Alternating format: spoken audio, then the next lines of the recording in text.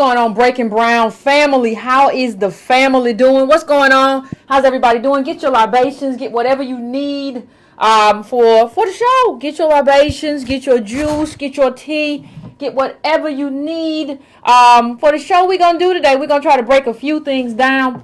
After we always do a little bit. We always do a little bit of housekeeping. But after we do the housekeeping, we're going to get down to what we got to get down to. So everybody just hold your horses. We got a lot to talk about, and I'm not gonna make any promises because I always make promises and then I go long. So I'm not gonna make any promises today. But what I want to say is, if you all want to, please, while you're here, please hit that like button. Please subscribe if you can. Please subscribe if you have not already subscribed to the channel. Please hit that bell so that you know when it comes on. You know, when running here, and you don't waste time kind of waiting for it. Please do that for me as we wait for everybody else to kind of roll in and fall in, as is par for the course.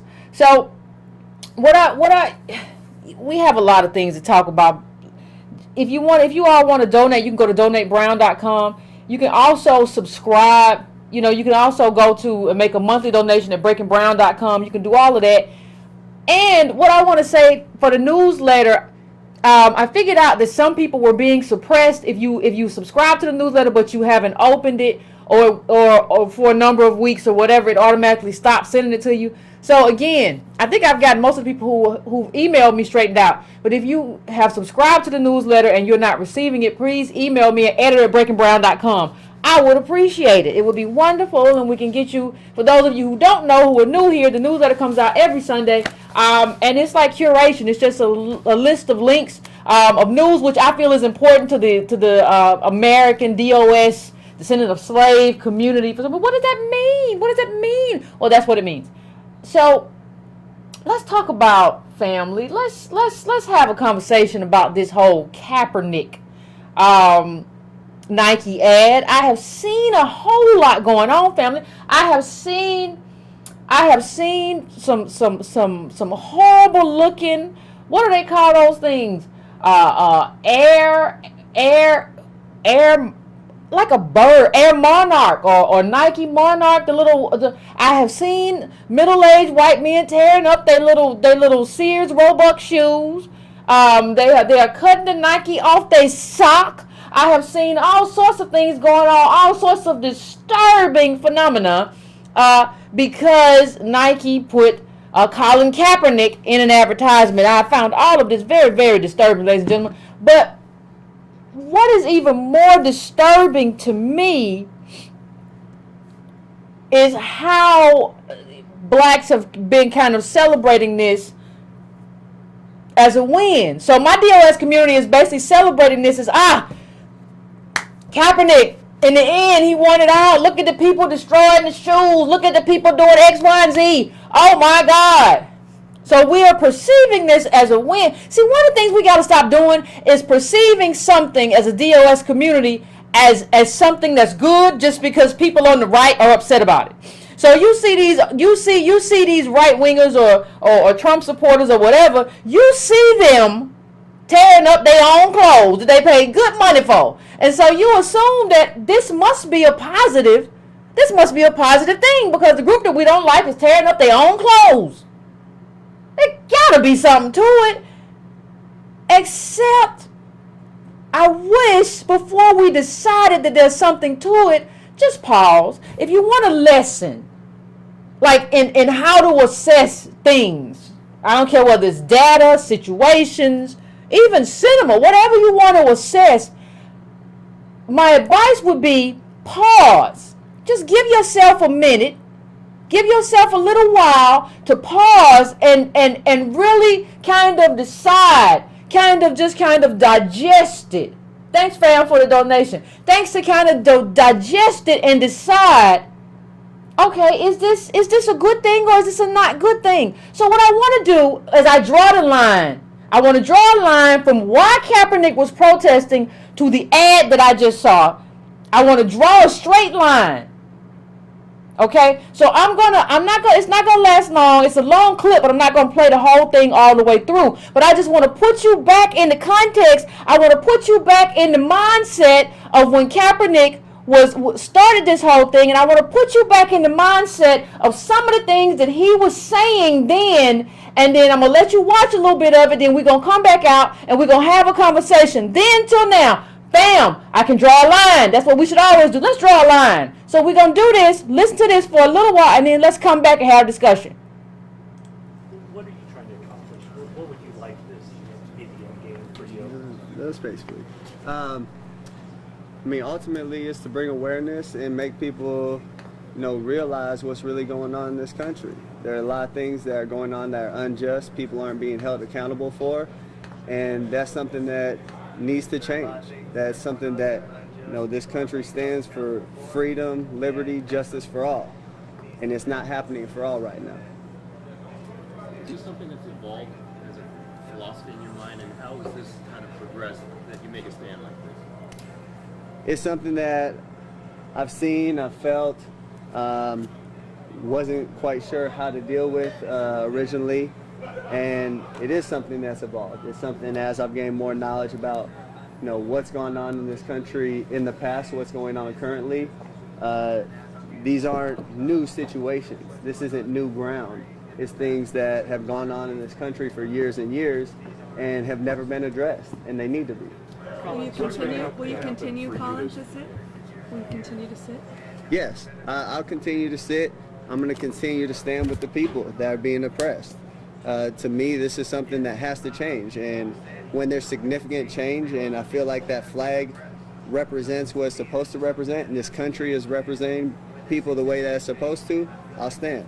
Specifically, what would you like to see change in order for you to stand? There's a lot of things that need to change. One specifically is police brutality. There's people being murdered unjustly and not being held accountable. Cops are getting paid leave for killing people. That's not right. That's not right by anyone's standards. Colin, so many people see the flag as kind of a symbol of the military. How do you view it, and what do you say to those people? I have great respect for men and women that have fought for this country. I have family, I have friends that have gone and fought for this country. And they fight for freedom. They fight for the people. They fight for liberty and justice for everyone. And that's not happening. I mean, people are dying in vain because this country isn't holding their end of the bargain up as far as, giving freedom and justice and liberty to everybody. It's something that's not happening. And I've seen videos, I've seen circumstances where men and women that have been in the military have come back and been treated unjustly by the country they fought for, and have been murdered by the country they fought for on our land. That's not right. Do you personally feel oppressed? Personally? There have been situations where I feel like I've been ill-treated, yes, but this stand wasn't for me. This stand wasn't because I feel like I'm being put down in any kind of way. This is because I'm seeing things happen to people that don't have a voice, people that don't have a platform to talk and have their voices heard and affect change. So I'm in a position where I can do that, and I'm going to do that for people that can't. Is this the first year that you haven't stood up? Did you do it other years, or is this the first time? This year's the first year that I've done this. You did all the preseason games so far? Yes. This is the first time it was noticed? Yes. How did your teammates respond when you explained yourself today, and what was the support like for you? The support I've got from my teammates has been great. I think a lot of my teammates come from areas where this might be a situation. Their families might be put in this situation. It's something that I've had a lot of people come up to me and say, I really respect you for what you're doing and what you're standing for. So to me, that's something that I know what I'm doing, what's right, and I know other people see what I'm doing is right. It's something that we have to come together, we have to unite, we have to unify and make a change. What do you say to the people that say, hey, you're doing the right thing, but you're going about it the wrong way? I don't understand how it's the wrong way. To me, this is a freedom that we're allowed in this country. And going back to the military thing, it's a freedom that men and women that have fought for this country have given me this opportunity by the contributions they have made. So I don't see it as going about it the wrong way. This is something that has to be said. It has to be brought to the forefront of everyone's attention. And when that's done, I think people can realize what the situation is and then really affect change. You've done it every preseason game. Are you almost relieved that it took this game and the questioning that followed to let your voice be heard?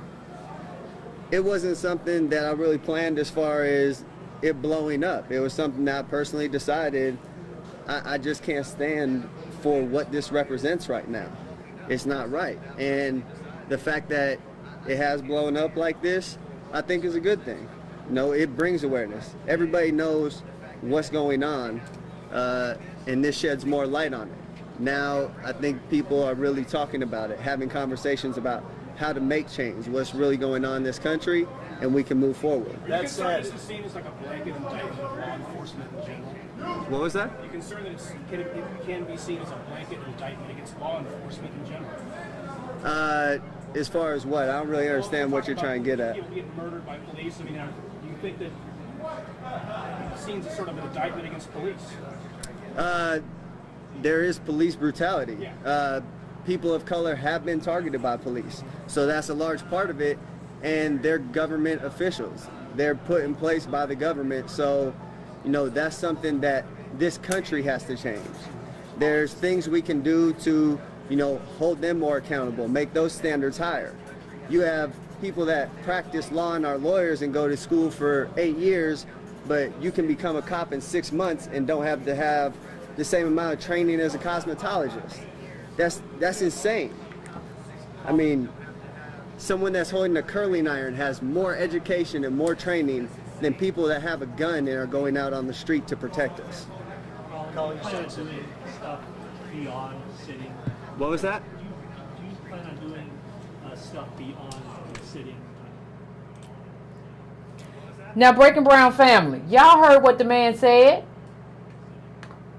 Y'all heard what he said. People who are using a curling iron have more training than people who are trained by the state and put out by the state with lethal weapons. He said, I don't like the term, but he said people of color have been targeted. This was a very specific kind of police brutality, Black Lives Matter advocacy. Let me put this up. Here's what he said. I am not going to stand to show pride in a flag for a country that oppresses black people and people of color. To me, this is bigger than football, and it would be selfish on my part to look the other way. There are bodies in the street and people getting paid leave and getting away with murder. Getting away with murder, family. He was going in on the police. There are people getting away with murder. That's what the man said. You heard him. This was about police brutality, especially as it affects disproportionately our community. Even though he said people of color, that's what it was. Let's just go on this just keep going on this for a second.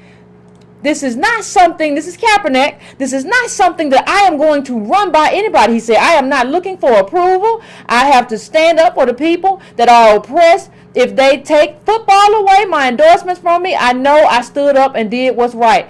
Listen, I'm just trying to show this to you, to show you what Kaepernick was fighting for, because sometimes we get confused. Sometimes we see, Nike has accepted him back into the fold, and we think, that really means something. We have gotten confused about what he was doing in the first place when he talked about bodies in the street.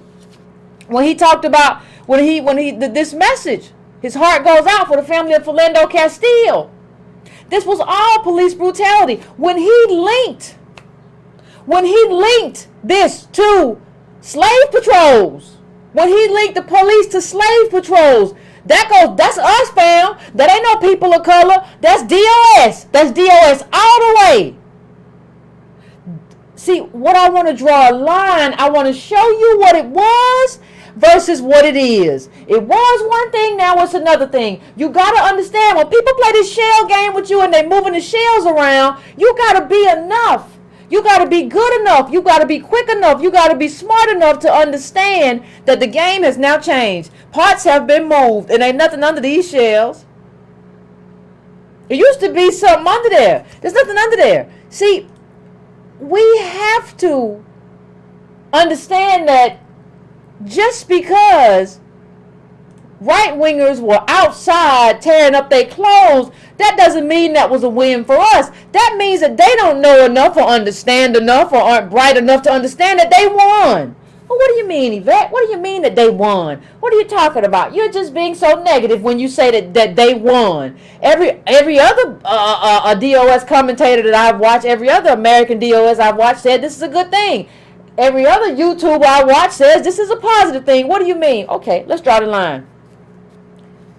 Let's draw the line. We can draw lines. We can draw lines all day.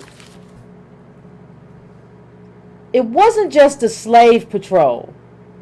You have to understand that what Colin Kaepernick did in terms of not just Black Lives Matter, but he called into question the very political system that we have. He said it is embarrassing that Donald Trump and Hillary Clinton are our candidates. He called, with that comment, he called into question our whole political orthodoxy, our whole political two-party system. So we not only did Black Lives Matter, he's calling into question the political system that we believe in. Well, wait a minute. What did he mean by that? What was he saying, Yvette? Well, here's exactly what he said. Let me blow it up a little bit for you. He says, it was embarrassing to watch that these are our two candidates.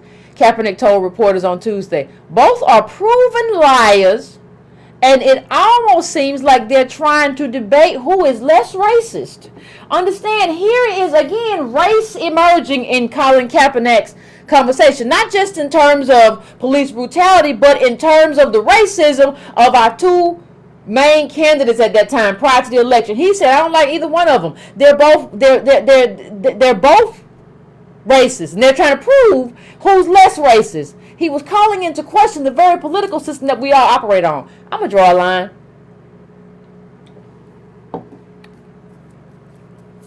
Well, what do you mean, Yvette? Now, understand that everything that Kaepernick did led to this. Well, it wasn't really racial. It was just, no, that's why his items were included in the Black Lives Matter collection at the Smithsonian. That was the reason for that. It wasn't because he was being raceless. It was because he was being very racial, and overtly so, in terms of condemning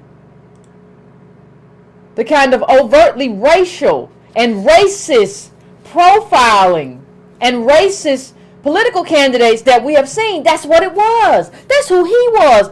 Let's go. See, we have to go back and remember what the message was about. The message was not about what it's about right now. When you draw a line, put this whole stack that I'm giving you right here of what Colin Kaepernick said and what he stood for, and then I want you to contrast that. We're going to contrast that to the Nike ad. I don't know how many of you all have seen it, but if you watch on your laptop, you don't even need the audio. You can just play it on your phone or vice versa. You don't need the audio, just play it. I can't play it here. I don't want any copyright problems. But play it. Just play it. And you'll see. Now, first of all, the first thing to look at when you play it is that this is the Colin Kaepernick that you see. Full blown out afro. Full blown out afro Colin is what you see. Now this is the Black Lives Matter Colin. He blew out his curls. He don't have that little short dude no more with his little curls. He full blown out with the Black Panther look. That's what he looking at you at. Black Panther, full afro, all in your face, Colin. That's a symbolism though. That's symbolic. There's no meaning to that unless it accompanies something else. It don't mean nothing. It doesn't mean anything. So you go from there to here. If you watch the ad, you see like it's talking about little children playing pee-wee ball or whatever. I don't know. Right? There are a lot of different elements to this ad. See, before I go on, I just want you to, we go from police brutality, Black Lives Matter, killing innocent black people in the street, state-sponsored violence, You're going from a systemic problem that needs to be addressed. A systemic way that black people are disenfranchised, that black people are oppressed, a systemic problem that requires a political solution, because there's no other way to fix a systemic problem. You go from that to Pee Wee football. You go from that to, this is all from the Kaepernick ad. You go from that to somebody in a wheelchair, right? Disabled advocacy. You go from that to disabled advocacy. You go from that to advocating for the Muslim woman. Wasn't she like in the Olympics or something like that? You go from that to that. So what I'm seeing as we're going along, family, what I'm seeing is diversity. I'm not seeing anymore you're targeting people in the streets, black and people of color, even if I don't like that designation, because I don't see anything about slave patrols anymore. I don't hear none of that. All I see is diversity. We have gone from talking specifics, and we have gone from talking about systemic oppression to talking about the vapidness of diversity. Okay, let's go on. We're talking about you can come as an immigrant and you can play soccer or run or do all that kind of stuff. It don't matter where you come from. We go all the way to there. We go all the way to the Olympics. I don't know who's running, Kenyan or whatever, but you can be an immigrant and you can run a good race. We go all the way from there to there. Then you go here, ladies and gentlemen. You can be the prom queen or the high school cheerleading captain, and you can go from there to being the football captain. Now if you try to do it in college, sweetheart, you're gonna get your bones broke. But whatever. We go all the way from there. You just do it. Just do everything. Everything, everybody. It's diversity. It's diversity. We done covered everybody. We've covered every race. We've covered immigrants. We've covered Muslims. We've covered every group. That's not what Colin Kaepernick got started on, no. Slave patrols, when he talked about slave patrols, when he talked about state-sponsored violence, the reason his stuff is in the Smithsonian with the other Black Lives Matter stuff is because he was, for the most part, talking about us and talking about something very specific that required a systemic solution. But now we've moved.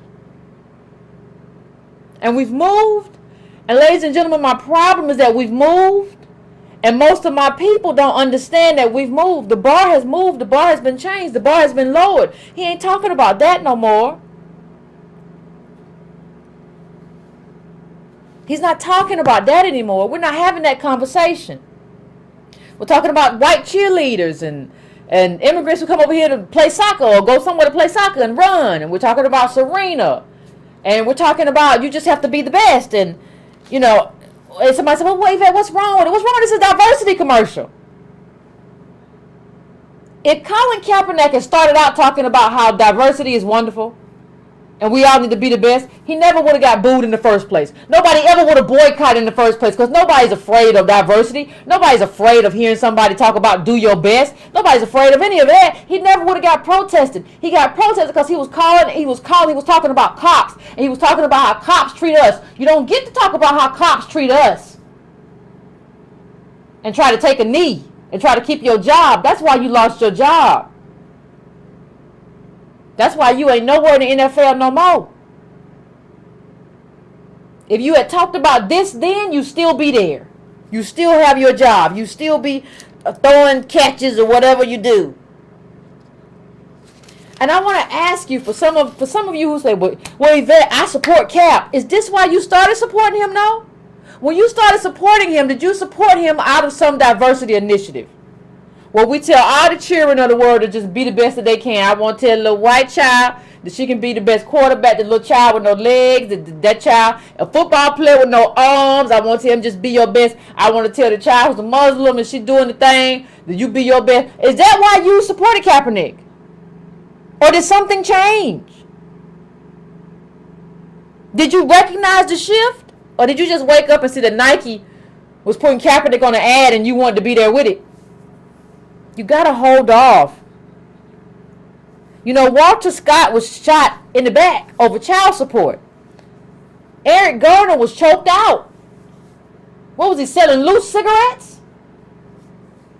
This is the environment that elevated Colin Kaepernick. This is the environment where we decided that we wanted to support him because he was supporting us. He was speaking for us. We did not engage ourselves. We did not align ourselves with any kind of diversity where we talking about everybody from pee-wee football to cheerleaders who want to be quarterbacks. That's not what this is, or prom queens, or whatever you are. Don't matter to me. But that's not why we engaged. So why are you still here? Why are you still here? See, what you have to understand is that there's a point where Colin Kaepernick just says, he says sacrifice, but that's a very bland word if you don't tie it to what you're sacrificing for or what you sacrifice for. Then he says believe in something. Well, what does that mean though? We can all believe in something. But you didn't see the fact that you did not and were not able to specify that thing lets me know that this was a very smooth and orchestrated and coordinated co-optation. They co-opted you. I don't know whether you knew it or not, and I don't know what you needed because you haven't been able to get what you want or what you need. I don't know. I have no idea. But what I know is that this whole police brutality, black communities, I stand with Philando Castile stuff, has been co-opted into the lane of diversity. And I'm very much opposed to diversity, so I'm not on that team no more. I saw online that Adidas now is going to be, they got a cartoon with Donald Glover. So what you going to go buy? This is America shoes? Buy an affordable pair of shoes. Don't nobody care. Ain't nobody, you're not going to get no kind of freedom through corporations. They're in it for the money. That's not how you do it. Buy the best little affordable pair of shoes you can buy. And listen, you know, Nike does merchandising for the NFL. So you have to kind of wonder. You have to kind of wonder if this was some type of orchestrated plan. Well, what are you saying, Yvette? Listen, the NFL tried to just throw Kaepernick away. That didn't work. Nobody forgot him. So everybody was like, Kaepernick still ain't playing. And Kaepernick still ain't got a job. And Kaepernick still can't get endorsements. So we were riding with him. So when you see the NFL, you see Nike, you see all this stuff, what you see is like all of the powers that be kind of decided, well, we can't throw him away. We tried to throw him away and people won't forget him. He won't go away. We can't throw him away, but we also cannot let him say the stuff he's been saying. We can't throw him away, but we can't let him be out here advocating for black people. We can't do that. He can't keep advocating on that level. So some kind of way we got to bring him back in line with just drivel and diversity and just be the best you can be and try hard. We got to bring him back in line because we can't throw him away. Now, how do you do that? I can tell you how you do it. You put him in a Nike ad where he looks like something revolutionary, but he ain't saying nothing revolutionary. He's just talking drivel. He's just talking about be your best. What else did he say? Become the greatest athlete. Don't ask if your dreams are crazy. Ask if they're crazy enough. That's not what we was talking about, Colin. You know, the NFL, now the NFL has kind of diffused, Colin. The two brands announced on Tuesday that they will be extending their partnership for another 8 years. The new deal, we talking about the NFL, we talking about Nike. The new deal will take place when the current one expires in 2020 and will run through 2028. As part of the deal, Nike will set up all 32 teams with game day uniforms and sideline apparel that bears the swoosh logo, baby. But a report by Sports Illustrated and Fortune magazine this week detailing the league's revenue sources said Nike paid $1.1 billion to land a lucrative NFL apparel sponsorship. And these are like older articles. So let me just say something. What's happening is part of what's happening is Nike is taking care of the NFL's problem. The NFL has a problem with Colin Kaepernick. It's never resolved. And the owners were bumbling, and they're trying to resolve it individually. As individual owners has been kind of bumbling and confused and not coordinated. So Nike solved that. Listen, we're gonna put him back. We're gonna put Kaepernick back on center stage so black people can be happy. But we're gonna put him back on center stage, not saying nothing. He's not gonna say nothing offensive or anything like that. So we have basically diffused Kaepernick of any power that he had to be a protest vehicle for black people. Bring it on home. Draw the line. That's what it is. And so this ends the Kaepernick controversy. This is over. This is where it stops. This has been a very, very, very smooth, masterful even, co-opting. That's what we're looking at. And you're back now. Now hear me when I say this. Hear me when I say this, fam. We went from police, slave patrol targeting black people to racelessness again. We have gone from protesting police brutality in black communities, people of color communities, or whatever, to racelessness. Now I'm just talking about little boys, little girls, everybody, pee-wees, and disabled people, and players with one arm, and you got to try hard and do your best. I've taken it away from what has to happen for black people to, I've taken that all the way to, well, this is, you just got to be your best and try your hardest and be the best in the world. It's effortless. It was the most effortless co-opting. And because we don't sit back and just look at something. See, we are always in reaction mode. We always want to just be reacting. Well, if they hate it, I love it. If they love it, I hate it. You can't be reactionary in this thing. You're going to have to sit back and think about, what does this mean? And what's different here? What's happening here? What has changed here? From here to here. How is this beneficial for my community? How? How is going from race-centric systemic change to raceless individual do-for-selfism good for me or my community? How? You're only as good, I said this before, but you're only good or as smart as the questions you ask yourself. And so these are a lot of questions that we should have been asking ourselves. But instead, we was just kind of maybe buying Nike shoes. I don't know what we was doing today. I really don't. I don't know what we were doing. I don't know what we were thinking. But I know that this was a co-opting. And I hate that we kind of fell for it hook, line, and sinker. I understand it. But you have to ask yourself why you supported Cap. And you have to ask yourself, do those things that caused me to support him in the first place, do they exist in this advertisement? And I think if you ask yourself that and you answer that for yourself, the answer is going to be no. It is what it is. It's not your fault. It's not my fault. It's not anybody's fault. Except for the people who planned it and maybe Cap. I don't know, but I don't know his financial situation. But I don't have to support. I don't owe anybody anything. You don't owe anybody anything. You don't have to keep supporting anything. And so as we transition, this is, you kind of contrast this. When you think about protest athletes, you kind of want to contrast it. And I think the greatest protest athlete we've ever had has been Muhammad Ali. And Muhammad Ali said, I am America. I am the part you won't recognize, but get used to me. Black, confident, cocky, my name, not yours. My religion, not yours. My goals, not yours. Get used to me. It is what it is. And you don't owe anybody anything. And so, the chat is interesting. But understand that, like, your freedom will never come from a corporation anyway. Like, you should not want to buy Nike or anybody else because of any kind. I don't care if he came out and said something good. It's not going to come through that.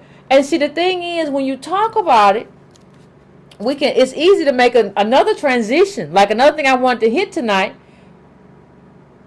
when you talk about him and his job and Kaepernick's job and the limitations and where he is then versus where he is now and what he was talking about then versus what he's talking about now, you see how his job has kind of influenced that, or the lack of a job, and Nike and endorsements. And you kind of see this whole game take hold, right? You kind of see, like, I remember when they were shaming, when the people who used to love Kaepernick were shaming him, and you ought to be ashamed of yourself standing for black people or whatever. And I can't speak to what happened with Colin Kaepernick in terms of whether he understood this commercial or what it was, but I know he got shamed and pushed out of the game when he was on the Black Lives Matter tip. And so we have that transitions us to another subject, right? We're talking about the Cosby actor who played Elvin, who got shamed for working at Trader Joe's. Now I want to see that everybody's talking about. See, there's an interesting pivot I have to make in this show, right? Because everybody's talking about, we talked about make the pivots fast, friends. We done went from one thing to the other. Will Swift, you got to make it fast. You got to make the pivot with me. You got to make the turn with me. But one of the things that I want to say is that everybody's talking about him. And I see everybody talking about him online as if he's just a regular actor. The first thing to hold in your mind is the context. The context is this. Graduated from Yale. Had a father who was a congressman. Was on the Cosby Show, an iconic show. #1 show. You could make the argument that in terms of comedy and in the future, it was one of the best shows of the best show of the last 50 years. You could make that argument. What I'm saying is that, given that resume, you were the best of DOS. I mean, you were the best of black people in terms of your line through your daddy. You're the best of us, right? And you're working at Trader Joe's. Now, I understand people want to make this about, well, he's an actor, and that happens with acting. There's no point in your life when you were at Yale that you thought that this is what you were going to end up doing. And I don't even know why you wearing the hat anymore. See, what this shows to me, why you wear a Yale hat and you be at Trader Joe's? Like, what this is showing to me is like, I think we are watching the death of black respectability. It doesn't work. You can do all that stuff. Understand who Elvin is. Understand what he sounds like.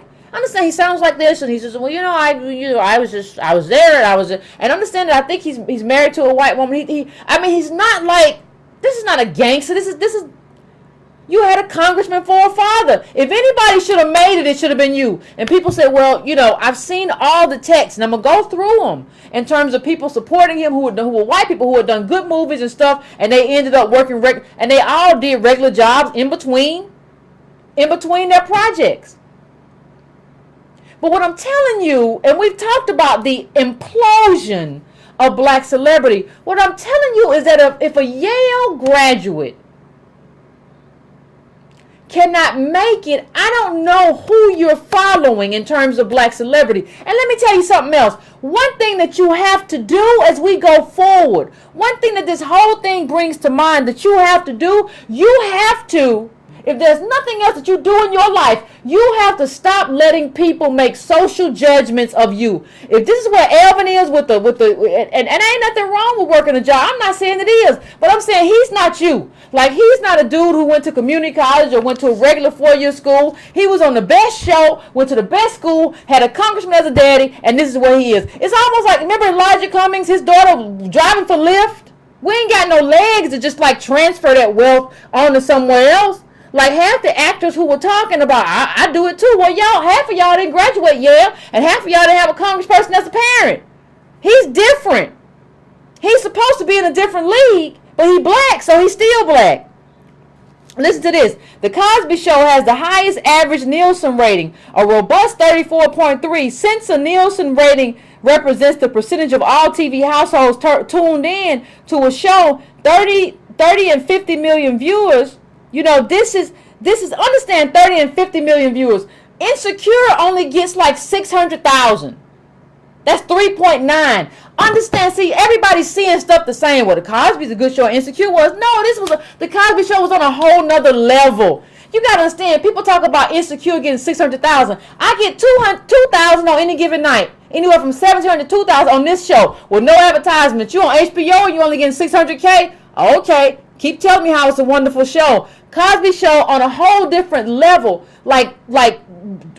Antonio Moore and I both have had criticism of the Cosby Show in terms of the wealth and the house and the presentation. But you cannot deny the popularity and the kind of iconic show that it was. And the fact that you're at Trader Joe's says something about the depth of black respectability and how there are no tales to having a congressman as a father and going to Yale and all those things doesn't mean anything. But hold on, we also have to criticize your father. Well, what do you mean, Yvette? Well, we got to criticize the daddy. You're going to bring the daddy into it? Your daddy had like 2-3 wives. One of the things that I have said before, ladies and gentlemen, if you're going to talk about inheritance and all that stuff, we don't have enough as black people to be running around marrying 2-3 times. You don't have enough to take care of all them kids. You don't have enough to start a whole new life. Unless you throw the other life away, which means throwing the other kid away, which means you saying, well, I'm going to just have to let that kid go. I got a new life. You don't have enough for that. Even as a congressperson, you don't have enough for that. Then we want to talk about unintended consequences. He's not getting residuals from the Cosby Show no more because we were all okay with Cosby Show being yanked off TV. I don't have no problem. If Cosby go to jail, that's fine or whatever. I just want everybody to go because a lot of people were dropping Quaaludes during that time in people's drinks. But what I want to say is, did we think about the consequence, though, of those people who weren't getting those checks no more? Was that something that we really thought about? I'm just asking the question. I'm not telling you anything or how to feel any kind of way. But what I'm telling you, after we come outside of that, you have to understand that one of the main tools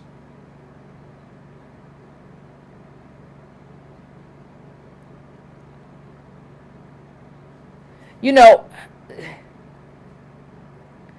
this was somebody in the chat said this was a time when people didn't have more channels. That's right. That's when people tuned in to like either one of the big three or Fox or whatever. That's all the main reason. That's the main reason why that's certainly an iconic show.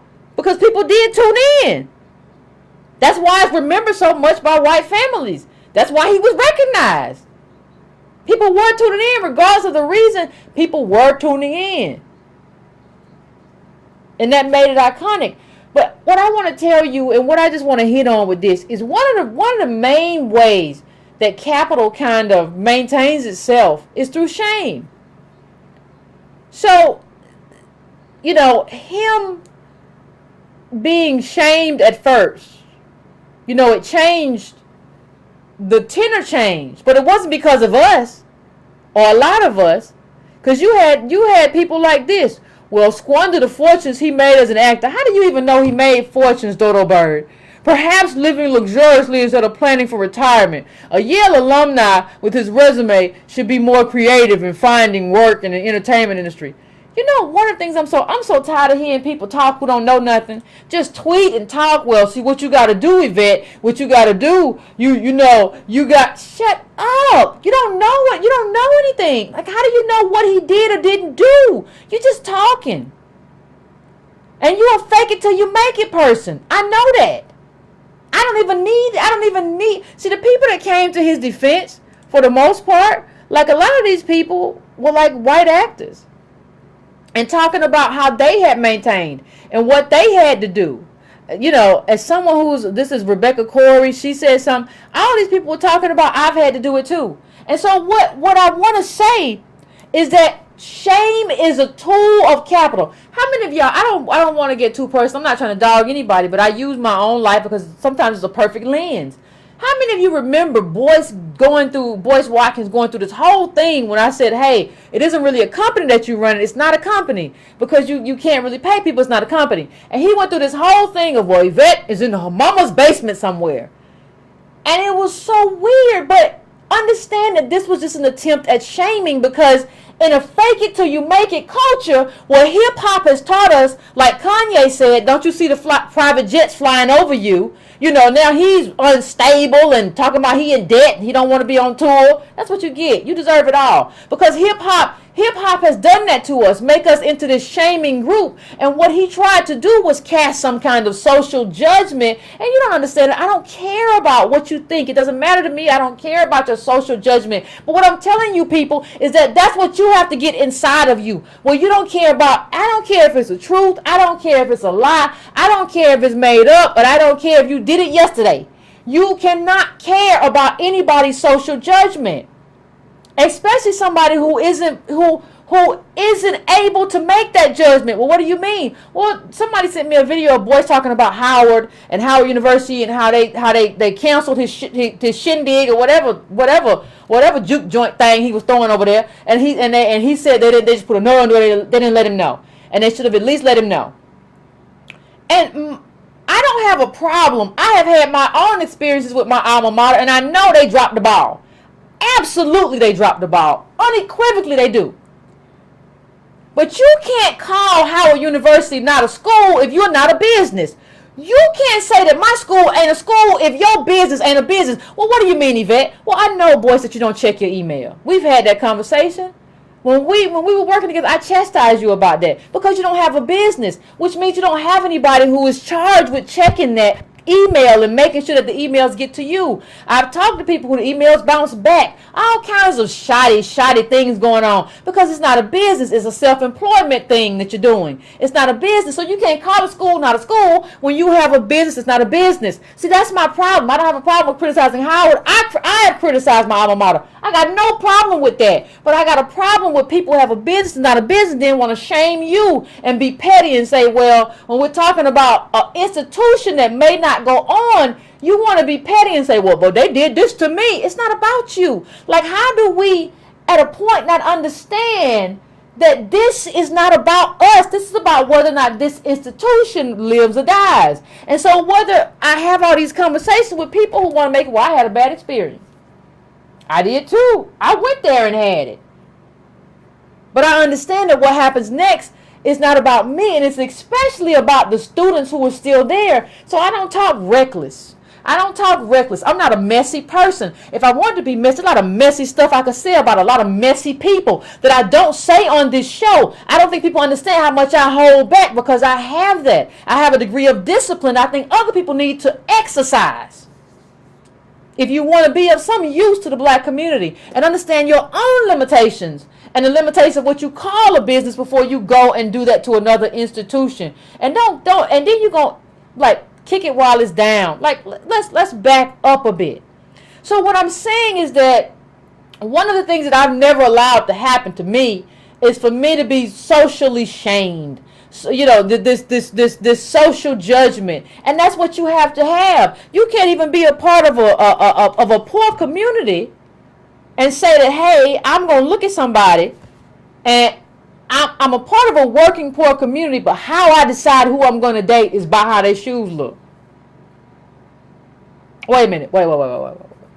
That's how you going to make a social, that's how you going to decide who you going to date? What if they ask you how your credit look? Would that be a problem? Would that be an issue for you? If they ask you that question? See, you can't have these aristocratic kind of ideals. Understanding who we are and where we come from and what that means. There has to be a reckoning. There has to be a reckoning. I don't think we all understand it though. And let me just say one thing, Elvin, you know, Jeffrey, Owens, I think all jobs are not the same. A job is a job. Capital would love for us to think that all jobs are the same, but they're not. We're talking about quality of life, pay, can you support your family, all of that. You all saw, you know, even when you talk about what I just said about Issa Rae, and remember she had the thing with, she had an interview with she I look at people's shoes. Well, even in the show, you broke up with a dude. You broke up with a dude because he didn't have his stuff together, but now in the show you on somebody's sofa with a 400 credit score. Like, I don't know what's happening again. Like, what's happening in my community? Because I don't understand. I'm obviously lost in my own community because I don't even understand. We're making social judgments on other people in our community when our stuff ain't together, and it can't. And there's a good explanation for why it ain't together.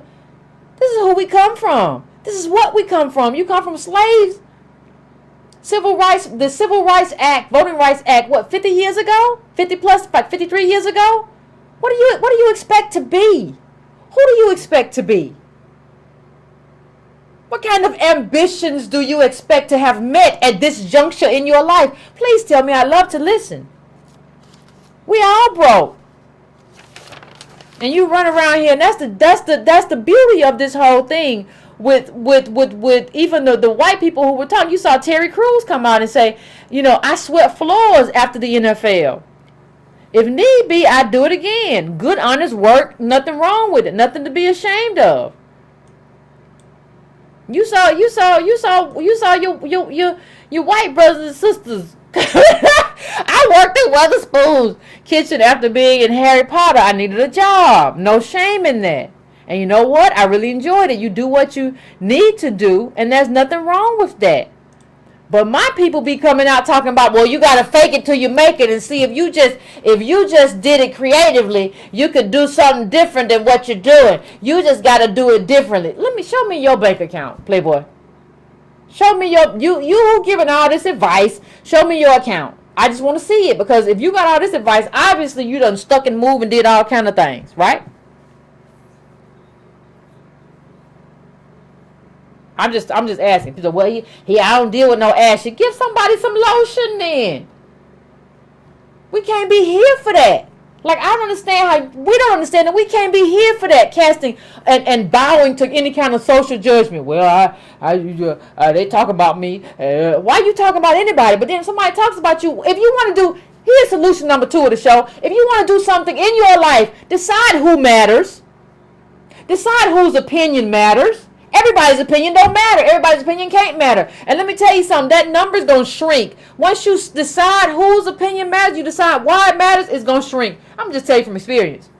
Everybody's opinion can't matter. You're going to walk around an anxious ball all the time. And the person who's judging you don't even have no right to judge you if you can really look into their life. I don't do social judgment, boo-boo. Keep it moving. Just keep it moving. I don't do it. Now, do we watch actors because of acting or because it makes us feel like, that there's something there? Or they've made up some ground in terms of slavery that we can make up too if we just do what they do. Half these people, they don't have it. They don't have it to give. If you think all these, look, if you think all these white actors and actresses I put up and they talking about how they worked at all these places and didn't have or don't have no money, how you think your people got it? And why you following these people? Because I know you're following them because you think they got some money. So what does that tell you? And do we watch the NFL for tackling, or because we believe we can be our own reparations? Well, I don't need no help from the government. I can go do it myself. See what's going on. I can do it. It is what it is. I can take care of my own business just like they do. Oh, I'm gonna have a kid is that why you having kids? You want somebody to run out there on the field, make him strong, and break his body out there and give him CTE and can't remember where he was, where he been, where he gonna be? You want to have a little girl to send off to R. Kelly's house? I'm just asking the question. Are your kids your reparation? Is your mate your reparation? All this stuff so you don't have to ask the state to be, because I put up a post on my Facebook page where there's already a case being made that the people who came here and got separated, the immigrants who got separated from their children, should be reparations. But we don't deserve it. We're going to make our own reparations. We're going to put our kid on the field and break your body up. And if your mind is jello, it is what it is, but buy mom and daddy a house. All right. If you say so. Ladies and gentlemen, we're almost at that. We're 55-minute mark.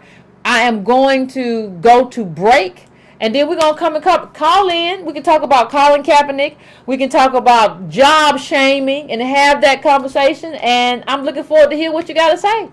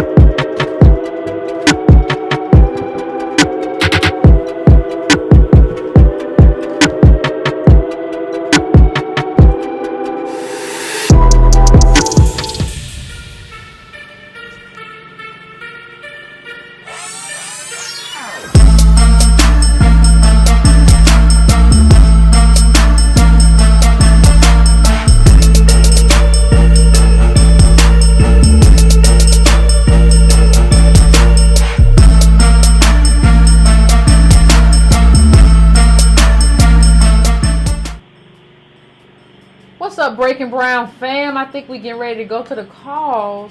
I think we are about ready to go to the calls. Let's keep it short and sweet, because as usual, the lines are always lit up. I am going to 786. 786, what is your name? Where are you calling from? And what's on your mind? Hey there, Yvette. This is Demetrius calling out of Lake Mary, Florida. Oh, what's going on? How are you? I'll keep it short and sweet. I'm going to try to.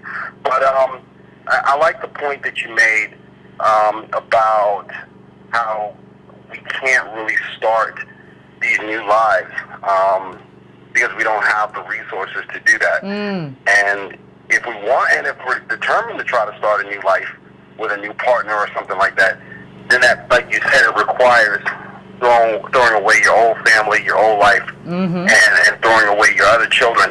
And I thought, and I don't know, maybe that point might have gone over a lot of people's heads, but I thought that was a really significant point that you made, because I think so many of our families have been affected by that. As a matter of fact, as far as black folks are concerned, that's almost black culture, really. Yeah. If you think about it, I mean, I could say my own grandmother and her sister. I mean, both of them had husbands that were in their lives and pretty much left them, and they had to raise, kids on their own. And then the father or the husband showed up 20 years later. And so, I mean, but I thought that was a really excellent point, and I hope we can have more, we can talk about stuff like that more often in a future program. But that's all I wanted to say. I thought it was a really important point. Thank you. I agree. Thank you, fam. I agree. I think we don't think about, we have gotten into this phase of kind of thinking about what we want, right? So I don't want these. I picked wrong the first time, and I don't want. I know I picked wrong. I'm gonna start over. No. If you got kids, you don't get to start over unless if you got the resources for a bunch of families. This is the selfishness of like boomer males, right? Well, I was married to Mary, and then I went and married to Willie Mae Jean, and so I don't see them other kids. I don't really pay for them other kids, but like that. But I wasn't happy. I wasn't happy. So what you want me to do? I don't know. I didn't tell you to pick wrong, but these kids are not responsible for the fact that you picked something that wasn't best for you. So y'all gonna have to get in the room and figure out how to love each other and love on each other or whatever. If you just gotta be friends or what you gotta do, I don't know. If you made a wrong choice, these kids are not responsible for that. And you Junebug or whatever they call you where you're from, you don't have the money to go and start a new family. You don't have the money to take care of this family and that family. You have to have immense resources to do that. So no, you don't get that. Maybe you don't get that much pleasure in this life to be broke and then try to go and start another family. No, you sit yourself down right where you at. And the better answer, though, is to learn what to choose and learn what to look for. Junebug. You can't just be looking for somebody. Oh, yeah, she fine. Oh, yeah, I like her. You cook a mean turkey. But there's a lot more to being with somebody for the rest of your life. In terms of everything from temperament to courage to strength to is that person kind? Does that person wake up and happy to see? I've said this before. You need to find somebody who wakes up and they're just happy that you're there. I'm so happy to see you next to me. Find you somebody like that. Don't go with all these other stuff. Don't go with no list that you tick off. Maybe you should have did that, but since you didn't, I don't have an answer. But those kids are not responsible. That's all I can tell you. I'm going down to 612. 612. What's your name? Where you calling from? What's on your mind?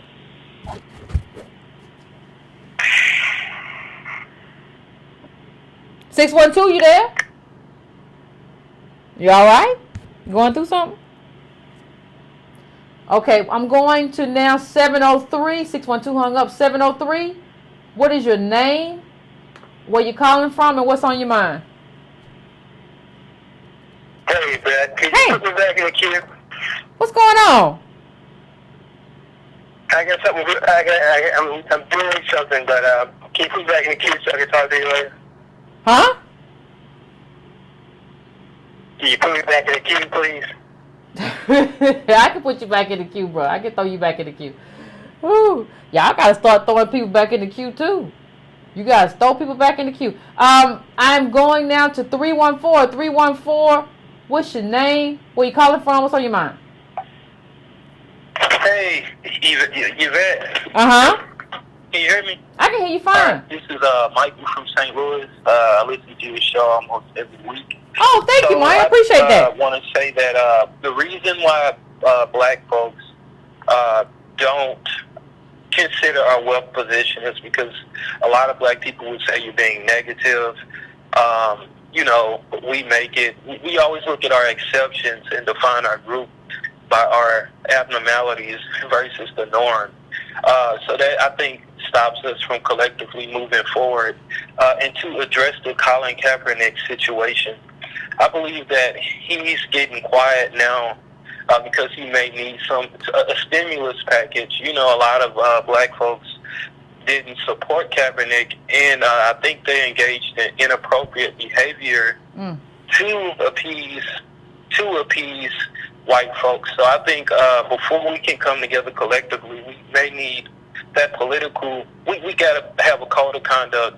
Then we got to get engaged in politics to have an economic base to hold our people accountable.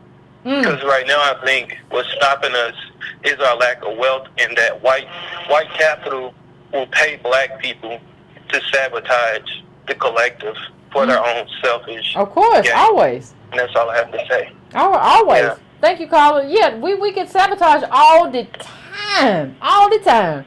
Like, yeah, that's definitely something that happens. I want to go now to 617. 617, what's going on?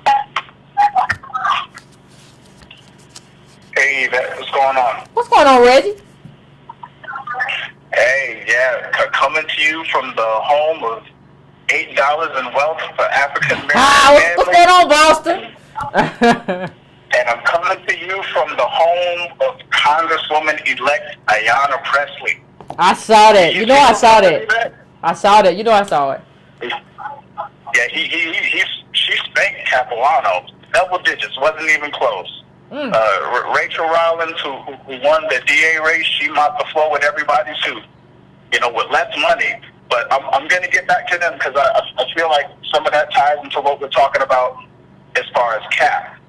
As soon as I saw that headline, for me, I felt like, okay, this is over. They got him. It's like I look at it, and I look at the whole deal, and all I have is questions.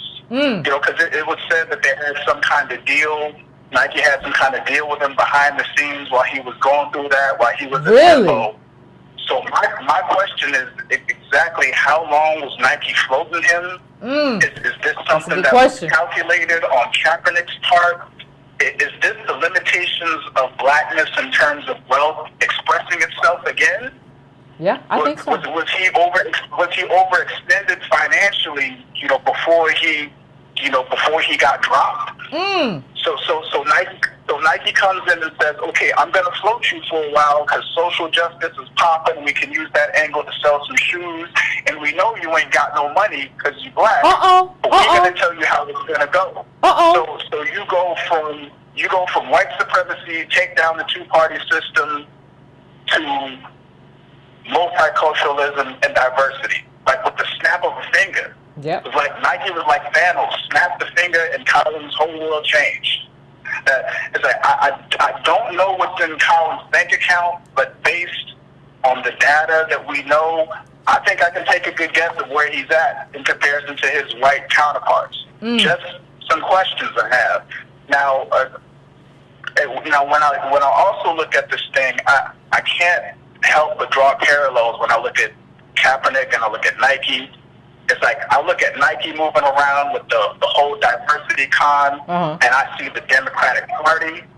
I look at Kaepernick, and I see the black candidates and officials that have been coming around getting national attention lately.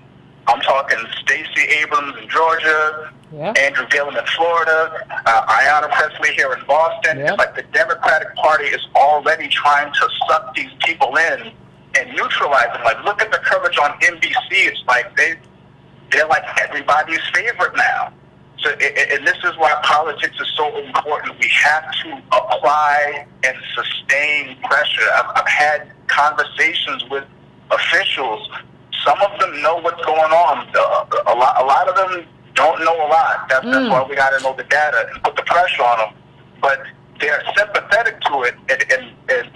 And one of them specifically said to me, I kind of see what you're saying and what's going on, but these other groups are making so much noise, I cannot ignore it. Yep.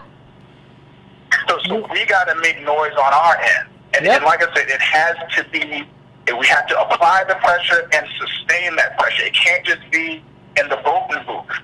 Because, like, I honestly won by, like, double digits, spent Capuano there for 20 years.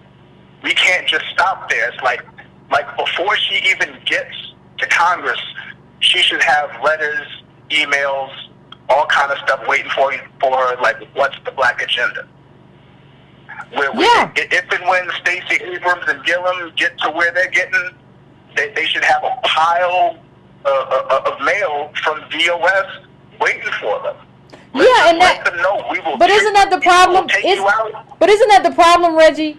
Like, isn't that the problem that the DOS who are, like, a lot of DOS who are activists and are in that activist space are also sending the same pro-immigration letter, like that they're not self-interested in terms of their group and our group, that they're sending the same letter that somebody else sends who is pro-open borders. Isn't that the problem? Yeah, they got the marches and the tweets and the op-eds and the blogs, and everything is DACA, DACA, DACA. You don't hear nothing about immigration or economic justice. I know you saw that article to where we still in the 50s in terms of income level, but still half of whites. Yep. We ain't got time to play. The situation is too dire for us not to be self-interested.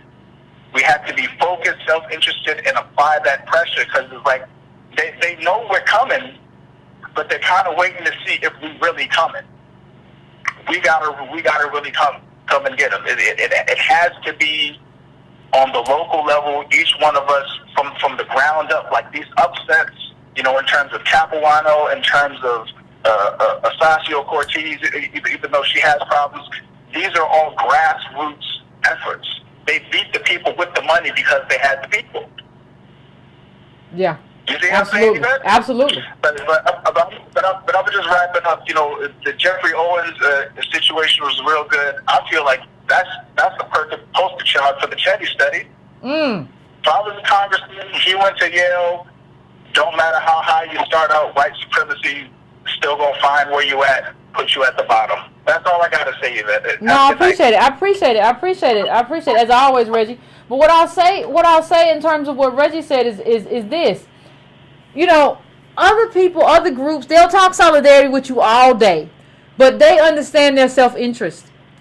And I don't think we understand ours. I don't think we understand where we are in this game. You know, black income is half that of white households in the U.S., just like it was in the 1950s. And you can see that at QZ.com if you want to go look it up. I'm not telling you anything that's not true. I think we don't understand, first of all, how dire our circumstances are, because we got people walking around in nice shoes and people lying. So we don't really understand how dire our circumstances are, and we don't really understand that our primary goal has to be because of where we are and because of what we come from and because of our contribution, we have to advocate ourselves first. Listen, if you don't want to go do the big stuff, what I would say to you is, like, if you're in that district, why don't you tweet these people? Why don't you and be like, what are you doing for us? And like, you got all the data, like y'all got all the data from this show. And like, you know, send those charts, make it visual.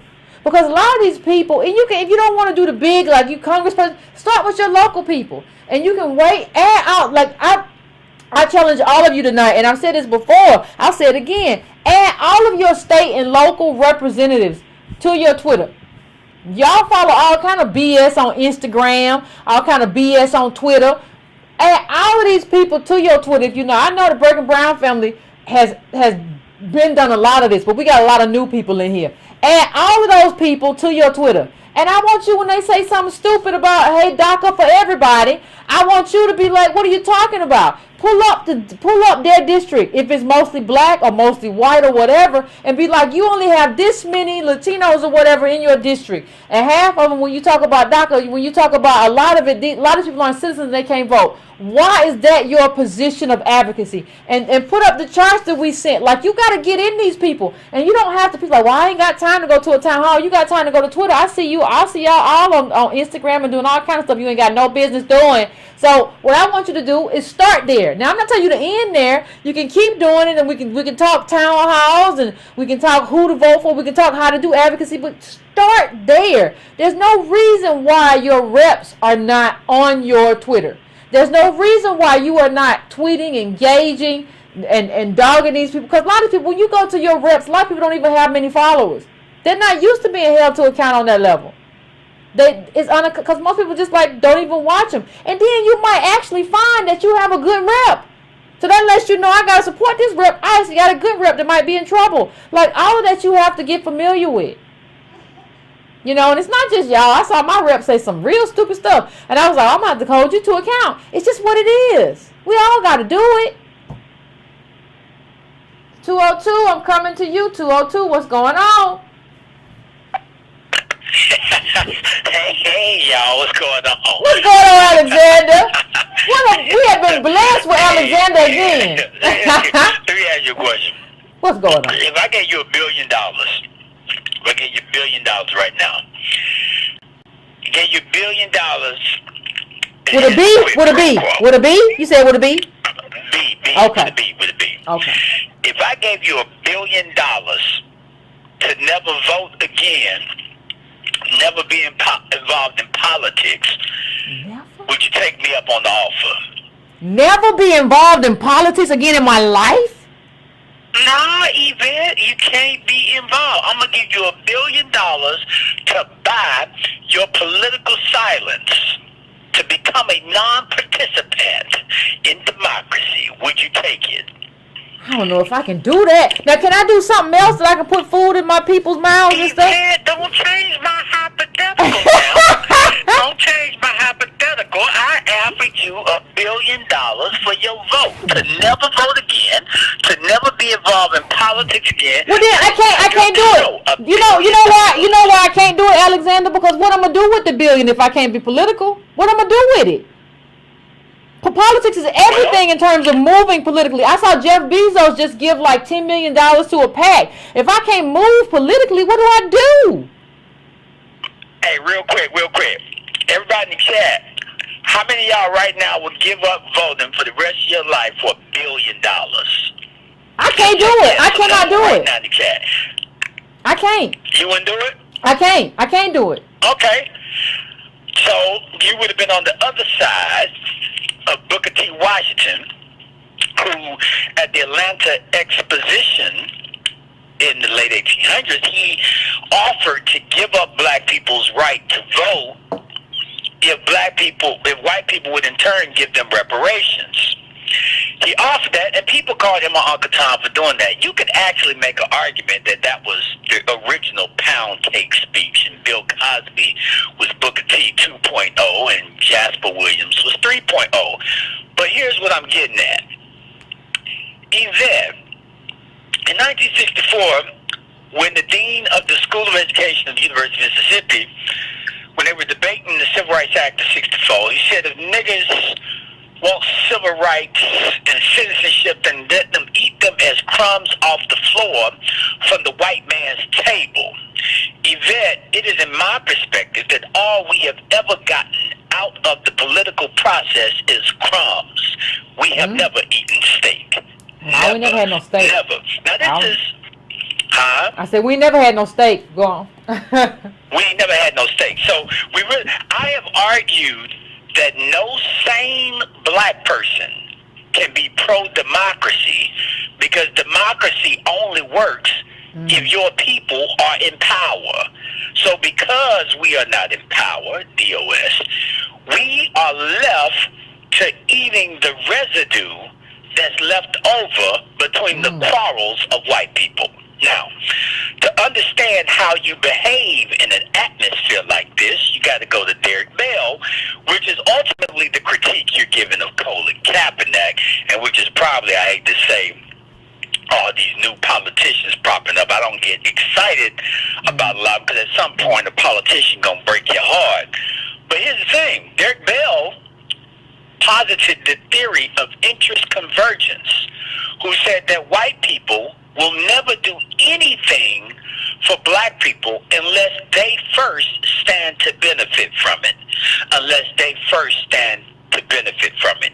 It is my understanding that over the last year, Nike has deployed thousands of actuarians to give them a calculus of how much the campaign involving Colin Kaepernick would benefit Nike. Keep in mind, black people, we love Nike tennis shoes. You throw a fist and an afro pick on the back of a shoe, and Negroes will buy it till the cows come home. So there's a quid pro quo.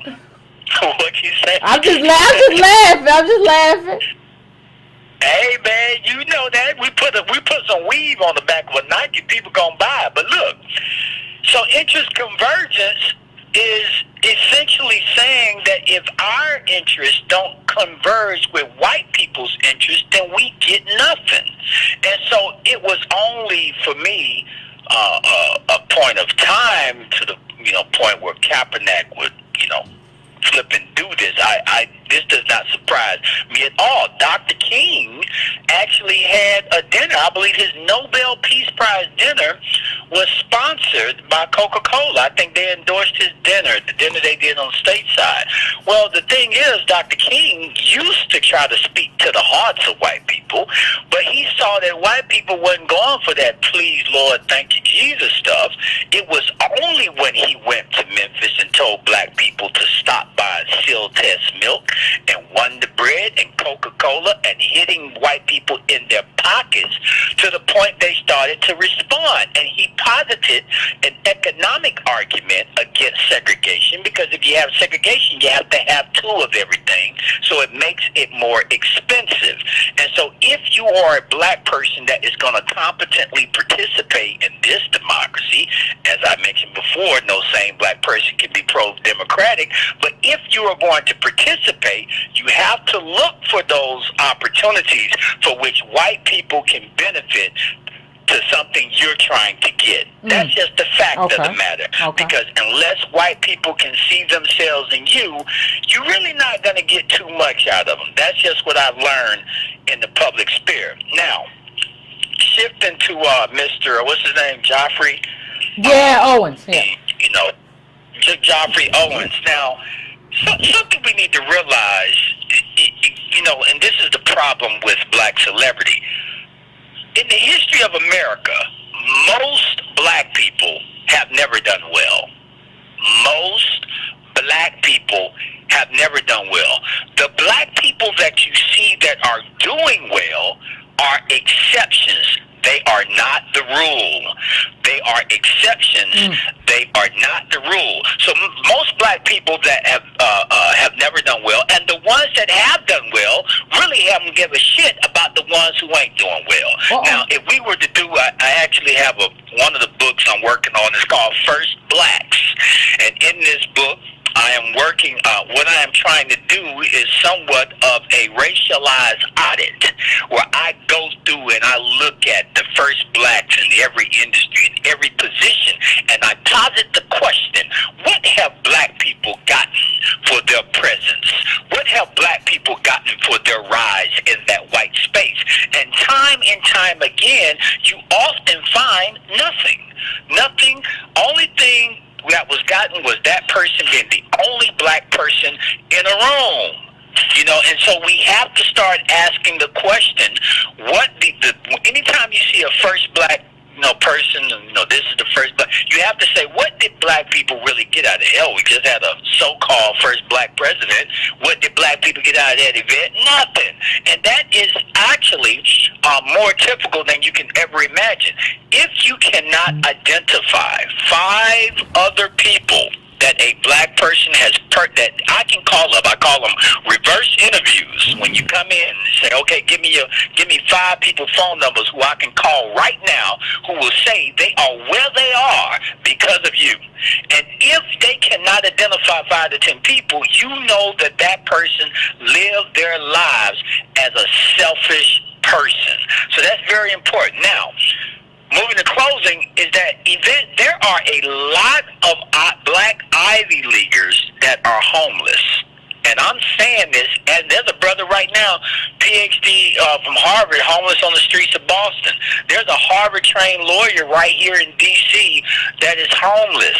I mean, there's an old joke that the Ivy League ruins more black people than hard liquor. Bad liquor. I mean, so this notion that just because you went to an Ivy League institution means you're going to do well is not necessarily the case. A friend of mine, when she was growing up, she asked her mother, "Why you always call that old drunk wino in the neighborhood Dr. Perry?" She said, "Well, baby, Dr. Perry was one of the first black men to get a PhD in astrophysics from Princeton, but he was never able to get a job." Now, Yvette, I can personally relate to the story of Joffrey.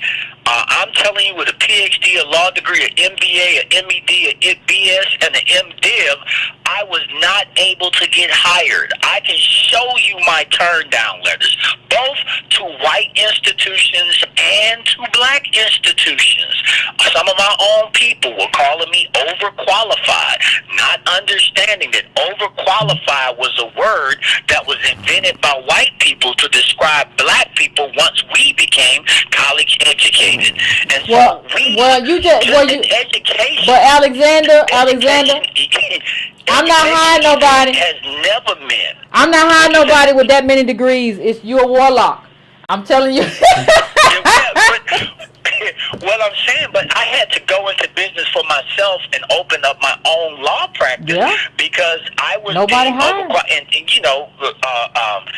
And black people with college education, with a lot of education, are not viewed as well in the job market as you think. So I understand, Joffrey. There are more people. If you go up to Yale right now, and I graduated from Yale, if you go up to Yale right now, Yvette, and you go out on Prospect Street and go downtown New Haven, there is a black woman who graduated from the exact same school as Joffrey, from the School of Drama, and she is homeless, and she goes around reciting Shakespeare for people for money and for food. She has been there for years. You can look it up on the internet, and she claims she was raped by several white men in the dorm, but she's flamed out on Broadway, and she's still there. So there are tons of black people that have that story. But Yvette, this is why I said the other day that we're getting to the point where black celebrity is falling and nobody is going to be able to hide. I jokingly said that I cannot wait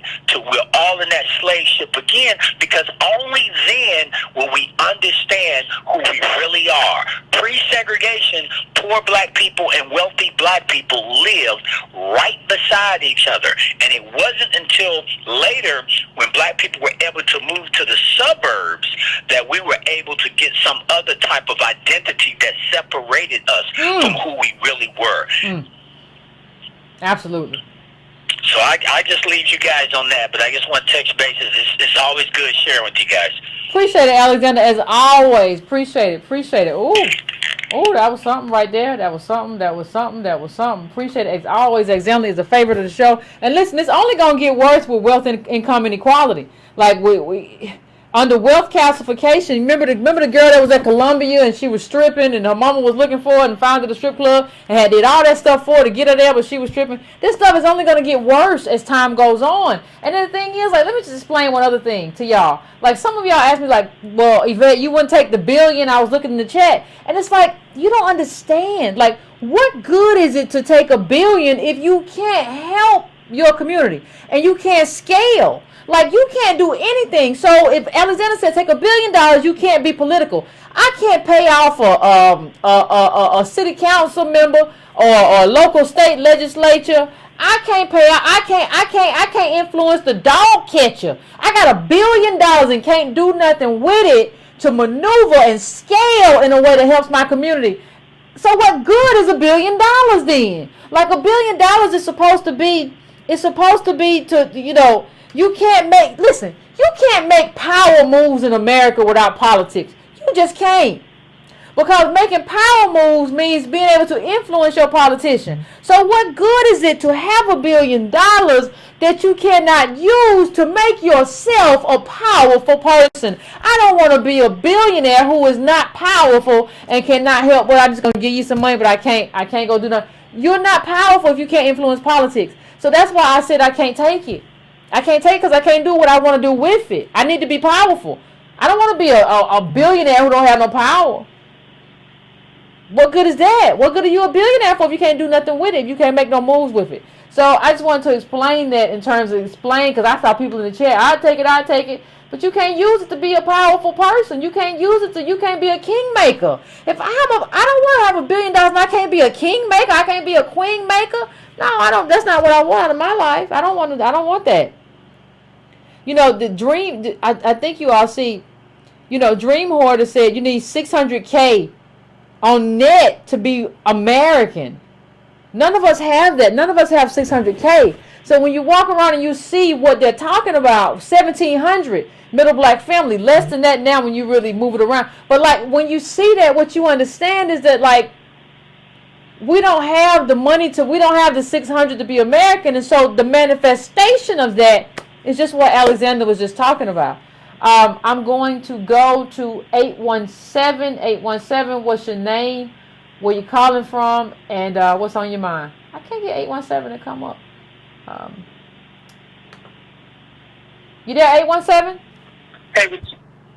Hey, what's going on, Yvette? Not too much. What's going on with you? Nothing much. This is Wade Palm, a financial supporter of the show. Thank you. Been listening for a long time. I just wanted to, my background is I was a stockbroker for many years, and I'm semi-retired now. I got very lucky in 2000 and again in 2010. So mostly I'm only even halfway an expert on anything to do with the financial markets and this and that. But I wanted to touch on the Colin Kaepernick situation. Okay. Basically now, regardless of how this call goes, I'm still going to be a supporter, but I wanted to push back a little bit as far as how much we give or don't give support to Colin Kaepernick. And the biggest reason is what I discuss a lot with my friends, what I call political pragmatism. And it's it's a basic concept. Politics is, about making deals, so we don't always get what we want, but we get the hope is that we get what we need, at least partially what we need. Mm-hmm. So, just like you mentioned before, Ali with Vietnam, as far as being one of the true, but part of the reason why he lost his title and almost did, years in prison and didn't fight for 3 years because he was sticking up for Vietnamese people, meanwhile Vietnamese people, most of them in this country wouldn't spit on us if we was on fire. So, and then, the other part you mentioned was the fact that people at the university had a responsibility to listen to Betsy DeVos, basically because of the position she's in, because of political pragmatism. And the biggest thing for me was with the CDC when they declined the interview with Trump. I was feeling that. I thought representing us, the only way that our opinion was going to be heard is for them to at least meet with the president. White folks chop it up, play golf, go to galas together, and they hate each other. That's what the whole correspondence dinner is all about. Everyone laughs about wars and this and that and the other. So, but basically what I was going to say is that with Colin Kaepernick, we don't know where he's going to go with this, but we do know from his history that he decided to stand up, which I'm proud of him for. He donated some of his personal wealth, which I'm happy for. And most importantly, he's donated his time, his actual time. Now, granted, he didn't have a job in the NFL while he was doing it, but he did. And so in the future, if I can get 50% out of what we need as a DOS community, then that's a lot more than what we've gotten. A lot of black folks, we tend to be too emotionally involved with politics, and I know why we are. That's why I am. But we have to put our pragmatism ahead of that, in my opinion. Okay, can I answer that? Can I answer what you said? In terms of pragmatism, here's what I say. I would say pragmatism in a transformative era is failure. And here's why I would say that. I think that if you are a white middle class person or a white upper class person or a white wealthy person, then you can talk pragmatism. I don't think you can talk pragmatism when a third of your men are in jail, right? I don't think you can talk pragmatism when you have no wealth. I think that you are an aberration. I don't think that you're the norm. So what I'm saying is in terms of your background. So what I'm saying is that what our community needs right now in terms of the thing that would put us on par to be American is transformative politics. Like we had with Obama, we had a sort of pragmatism, right? Well, I'm going to try to meet them both ways, whatever. But we need transformative politics. There is no pragmatism. So okay, so if you get 2% of them out of jail, does that change the community? Does that transform the because what happened? And I understand what you're saying. Yeah, what happened to us was not pragmatic in terms of just like, oh, it was some of them went to jail, but it was only 3%. We're going to get them out in a pragmatic way. So when you have this sort of systemic, huh? Could I say this as far as that goes? Yeah, go ahead. One third of black men have been to jail, and a tenth are in jail. But one, when you look at the people, when you look at how many we have who have been in jail, you need some kind of transformative politics. I wanted to correct myself with that because this 1/3 have been to jail, a tenth are in jail, but 1/3 of black men have been to jail. That's not something that's not an individual failure. That's a systemic attack. But go on. Definitely, and I guess what I would say to that is that transformative politics is what nears us to becoming whole and complete, which would include reparations, which would include some manifestation of land. The government has all this land out west, and the politicians that are involved right now that are, the Secretary of the Interior, they're about to chop that up with business people and wealthy farmers. We're not even at the table. So transformative politics is what we need as far as an end goal. But the problem with a lot of our people in our community is that we're so emotional about politics. We either want to play the way we want to play or we want to take our ball and go home. But taking our ball and going home has got us exactly where we're at now. We need to get into the rooms. We need to get into the playing field and things of that nature. So I don't want to be long-winded about it, but basically my thing is I would like to wait and see what Kaepernick's going to do. I think, like you showed in the video, he started off on the right foot. I hope that he continues to stay on the right foot because we've seen how all politicians can go awry, and especially, as far as political pragmatism on a local level.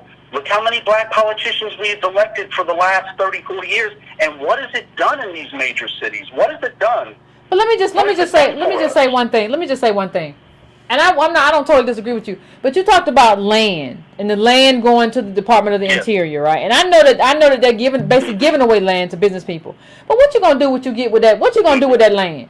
Like when you don't have no money, like if you get the land, how you gonna build it up? Like, do you have the millions and millions of dollars that are gonna we don't have any, like middle black families 1,700. We don't have no money to build up the land. Like, so see all of this, like we like the kind of escape hatch our way out. Well, if we had some land. I was speaking in the broader terms. Okay. I was speaking in the broader terms of as far as to complete our transformative political achievement in this country, that reparations and things of that nature have to be a part of the transformative politics, and that would include redistribution of land, I agree. But money has to come with that land. I agree wholeheartedly. But money has to come with that land. Like, you can't give me land and be like, now you're made whole. What am I gonna do with this? And then you know what Capital will do? They know we don't have no money to fix it up. They know we don't have no money for the taxes, so they just wait for us to lose it. And they're not gonna give you they're not gonna give you what it's worth, because they know they have all the leverage in the world, because they have the leverage because they know you don't have nothing. See, that's what happens a lot of time. I was talking to somebody about a college. They said, oh, this college had all this artwork. Yeah, but when Capital knows you really need the money, they're not gonna give you what it's worth. They're gonna sit back and wait because they know they have all the leverage in the world. So I agree. It's how the market works. You're exactly right. Yeah, it's cutthroat. So I appreciate your call though. Carl. I'm gonna try to get a couple more in, and so I'm gonna let you go. But I appreciate it. Sounds good. Let's just. I'm trying to get a couple more calls in here. I'm coming to 706. What's your name? Where you calling from? And what's going on? Yvette, you already know this is Jazz Wayne from North Carolina A&T. What's going on? Yeah. About the whole Colin Kaepernick situation, like I said before, I thought earlier, I was like, this is a co-op of his movement originally. But then when I come to think about it, how many times have they co-opted? They co-opt hip-hop.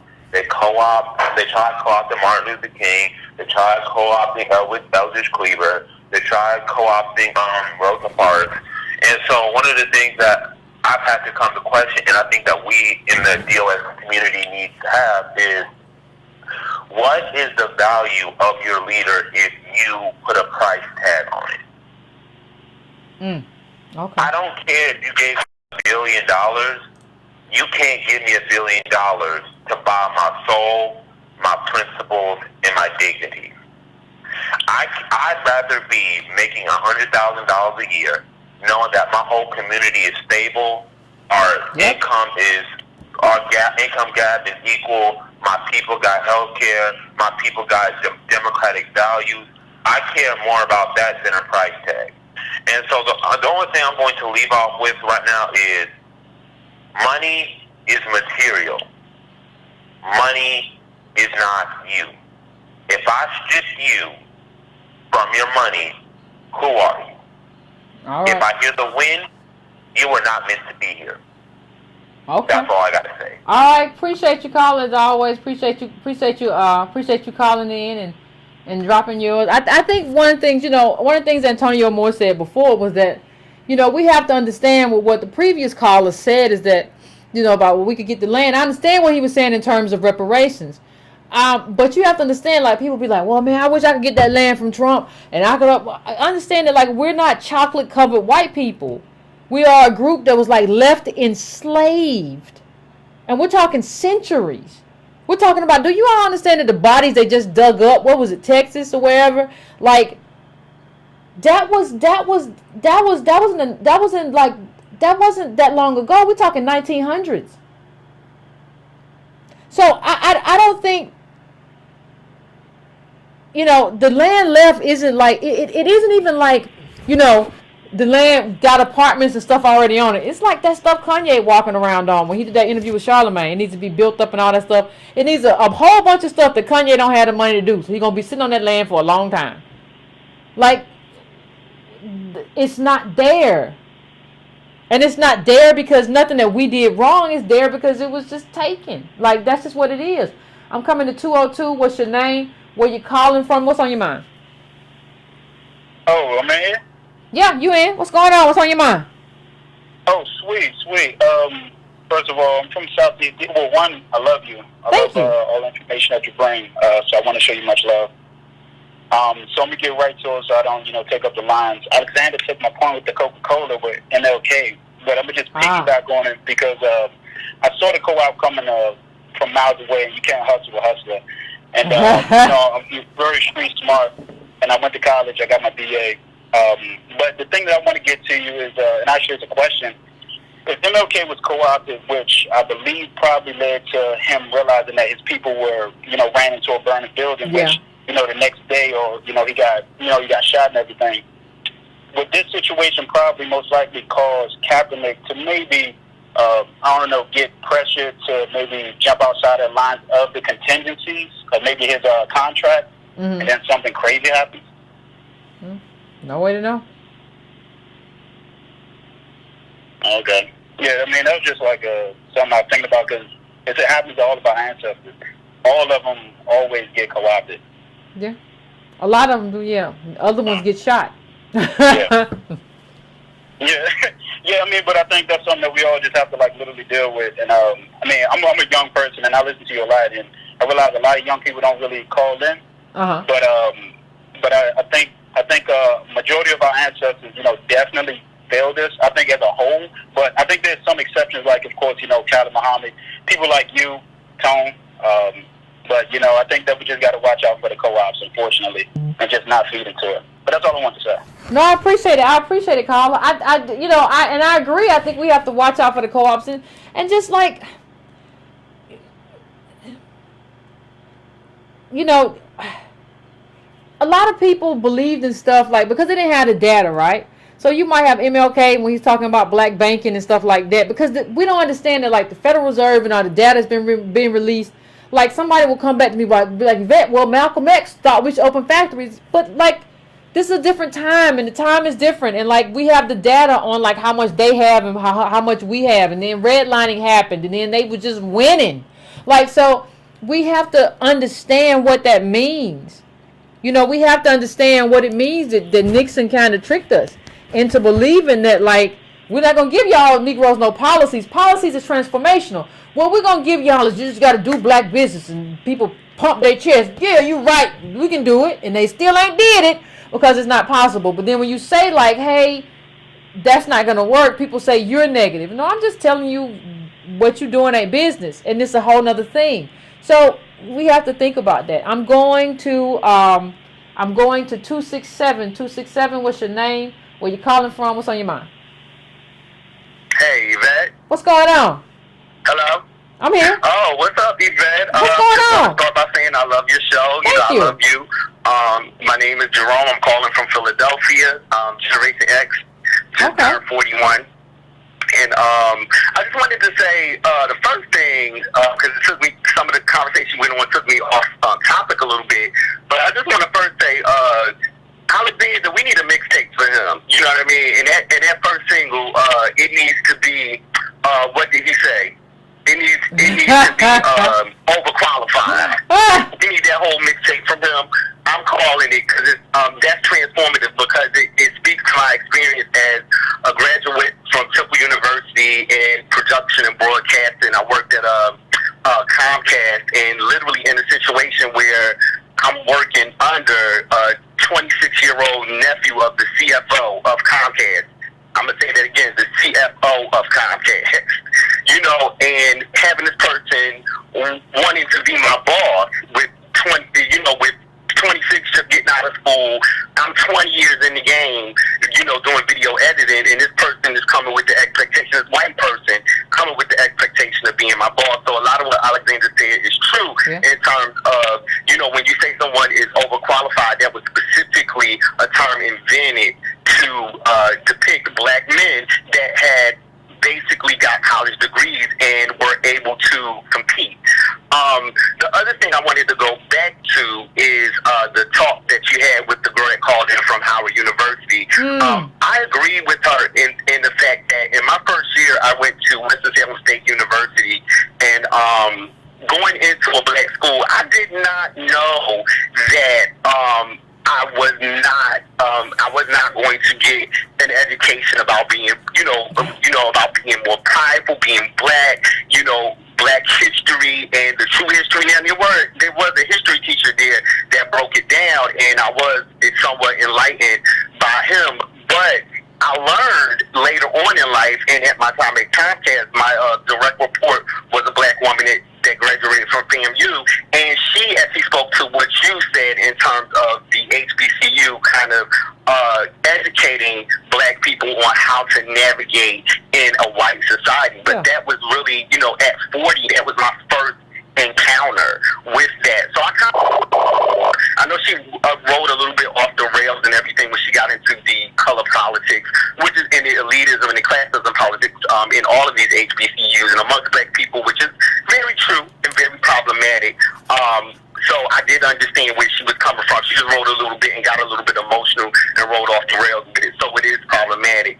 The very last thing that I wanted to say, and I'm dialing it back even further, the most impactful thing that I've learned watching your show and being a part of the Breaking Down family is just understanding the contribution and that blacks and that the black slave has made to America, and the black slave being the reason that America exists as it is today, and the fact that there is really a true disconnect between black people understanding the connection between slavery and their current and present living situations now. Even when I talk to people that love me and respect me and respect my opinion, when I try to introduce this to them and when I try to talk about this and say, hey, the foundation of your identity is the fact that you are a descendant of a slave. The foundation of this country was built on descendants of slaves. You a certain level of dissonance when you're saying this to people. So my question to you is, well, first, my belief is that this is the cornerstone of what we should be providing to the American consciousness in terms of asking for reparations, and outside of the racial, component of it, just the historical component of it. These things are actually facts. We were slaves. Slaves did build this country, and that's a fact. And it is very hard to get the collective American consciousness to even acknowledge it, and that is the part of all of this that is very bleak. I love the fact that you've enlightened me to this degree just by watching your show over the past, has it been 2 years, a year and a half? But I love that. But I don't see it reverberate through the masses. Some of you black people that are doing well and that are okay, my ass is college educated and underemployed, so I feel the stress and I feel the pressure, and I think I'm a little bit more open to understanding your message.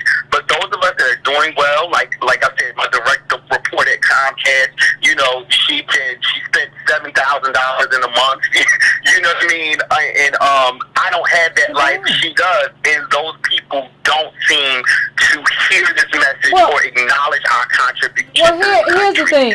So yeah. And thank you, Carl. I appreciate it. I appreciate you, Carl. And I'm going to try to get to a few more, so I'm not going to stay too long. But what I want to say, Carl, is here's the thing. First of all, you ain't got to worry about, not enough people getting the message. Not enough people getting the message right now.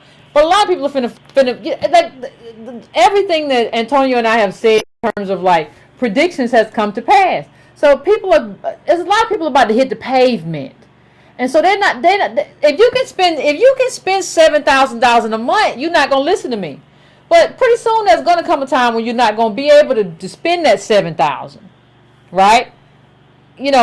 So you're going to come into a problem and you're going to be looking for answers. And all the people who have been answering you, just stay the course and just you can do it too. That's not going to work anymore. So I think one of the things you have to wait for is a natural progression. In terms of the girl that called in from Howard, one thing I will say is that, there is no Wakandan economics. There is no Wakandan black business. There is no, this idea that I came to Howard, and somebody sent me a picture and they said, well, Yvette, you see, they preach that Howard is going to be a place that nurtures black people, all these black people on campus, and that's just not true. And I said, well, it is a more nurturing place than white institutions, but you see all these black people, this was the portrait was probably in the early 1900s. I said, you see they're all dressed up and they all got on their best outfits or whatever. They don't have on dashikis or any kind of other stuff that was made by us, because the whole point was to kind of teach you how, you're going to get your stuff, but it's going to teach you, too, how to fit in and package yourself and within white society while also knowing your own stuff. I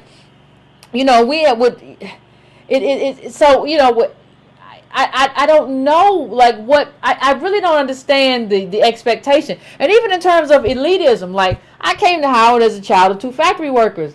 So there were probably more boule kids or more kids who came from professions. They didn't really have wealth like that, but generations of, I knew that wasn't my group. If you had 3 or 4 generations in Howard and whatever, and, and professional parents to go back, I just knew maybe you probably wouldn't click with me. I think sometimes there's something that comes with, the rejection of and we don't anticipate that. We just go to, I'm gonna be friends where I want to be friends. When the people be like, no, I'm not all that interested.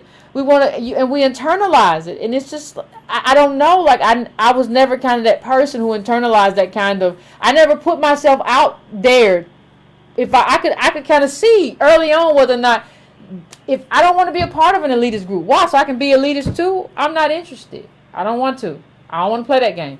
And so that's kind of where I am, and I don't know, but I kind of feel like the young lady really thought well, this is, and she got hurt by the rejection of people, and there are different groups, there are different cliques, and you got this little, and it's probably smaller than them, this little Jack and Jill group, and I just always knew that wasn't my group. And I didn't walk over to them and be like, hey, and then be like, why they ain't don't talk to me? I can't believe this. No, that wasn't. They got pearls on. I don't know what to do. You know what I mean? Like, so it's just what it is. What it is. Anyway, I'm going to 786. 786. What's going on? Hey, man, it's Mike A. I'm in Chicago. I've sent you a whole bunch of emails. There's something that I want to speak on specifically, and it's about a book that you recommended called Outliers. Okay. You recommended that? I remember early on. Yep, I discussed Outliers. What people don't realize about the Jeffrey Owens situation and him going to Yale is that timing and place matters. And he is an outlier. And the reason why I'm bringing that up is because of something else that you said in another show in terms of steering our kids towards other dreams. Because if you're going to go to the Yale School of Drama and end up at Trader Joe's, then maybe you need to learn a trade. Or maybe you need to go to a community college. You feel me though? I understand what you're saying. We don't steer our kids towards realistic, and then we want to say, well, why? It's not realistic. It should be. Well, you should have made it realistic. I don't know. You didn't do the politics to make it realistic, so it ain't gonna work. You're just gonna be out there. Right. Right. So, you have one foot rooted in changing policy and changing things as it is with transformational politics, but maybe another foot rooted in pragmatism and figuring out how we going to pay these bills and what we going to do to eat. Because let me tell you who he went to school with. Who? David Allen Greer from In Living Color was at the Yale School of Drama at the same time as Jeffrey Owens. Charles Stanley Dutton, who we know as the garbage man, Rock, who had his own series about being a black garbage man, went to school with Jeffrey Owens. Angela Bassett got her MFA and went to school with Jeffrey Owens. Charles B. Vance went to school with Jeffrey Owens. And this was all around the time period between 1979 and 1986 that these people graduated from the same school as Jeffrey Owens and overlapped with him during his degree program. Sabrina LaBeouf, who played Sandra on The Cosby Show, graduated a year after him. So, this is my background. I work in tech by day, and I work in the theater and dance scene by night doing admin work. So I wouldn't expect other people to know this off the top of their head. But if you're telling me that that's the time period that you went to Yale, and the rest of your classmates who were black and descendants of slaves, and I'm not a DOS, I point that out to you whenever I write you, I'm an ally, but the rest of your classmates are not at Trader Joe's and you have all these other advantages, I really need to question striverism. I do. And